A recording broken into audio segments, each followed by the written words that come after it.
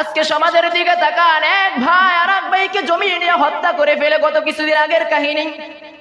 আপন ভাইকে মসজিদে নামাজ পড়তেছে, নামাজরত অবস্থায় এক আপন ভাই আর এক আপন ভাইকে সামান্য জমির জন্য এক ভাই আর এক ভাইকে হত্যা করে ফেললো। বলেন নাউজুবিল্লাহ। এর মুসলমান ইমানওয়ালা ভাই, এই সম্পদ নিয়ে কি কোনোদিন কবরে যাইবা? এই সম্পদ তো তোমার সামনে কবরে যাইবে না। আজকে দূরের কথা বাদ দেন, আপনাদের সমাজের দিকে তাকাইলে দেখবেন সামান্য এক হাত এক বিঘা জমির জন্য এক ভাই আর এক ভাই কেমন বাড়ি দেয় যে মাথা ফাটায় ফেলায়। এরে মুসলমান ইমানওয়ালা ভাই, যদিও সামান্য এক বিঘা আপনি তাকে ঠকাইতেছেন, আল্লাহ তাআলা দেখবেন আপনাকে এমন শাস্তি দিবে, এমন আযাব দিবে।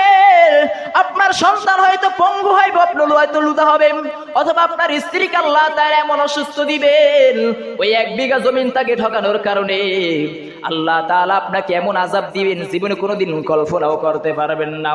জান্নাতে যাওয়ার জন্য সব সময় নামাজ পড়তে হয়, বিষয়টা এমন নয়। তুমি চাইলে এক ছোট বাচ্চার সাথে ভালো ব্যবহার করে জান্নাতে যাইতে পারো। একটা প্রাণী যখন রাস্তা দিয়ে যায়, ওই প্রাণীটাকে যদি সুন্দরভাবে গোসল করো, ওই প্রাণীটার কারণে তুমি জান্নাতে যাইতে পারো। মুসলিম শরীফের হাদিস, এক কুকুর কূপ থেকে উঠে কেদা মাকড় থেকে এক কুকুর উঠলো, ওই কুকুরে খিদা লাগছে, পানি পিপাসা লাগছে। এক মহিলা ওই কুকুরের অবস্থা দেখে দেখেন ওই কুকুর মারা যাইতেছে এমন অবস্থা। ওই মহিলা তার কাপড়টা পানির মধ্যে চুবা দিয়া ওই মহিলা কাপড়টা চিপরান শুরু করে। চিপরানের পর সামান্য পানি ওই কুকুরের মুখে যায়। ওই কুকুর এমন মনে মনে এমন দোয়া দিয়েছেন, আল্লাহ তাআলার আরশে ওই দোয়া কবুল হয়ে গেছে।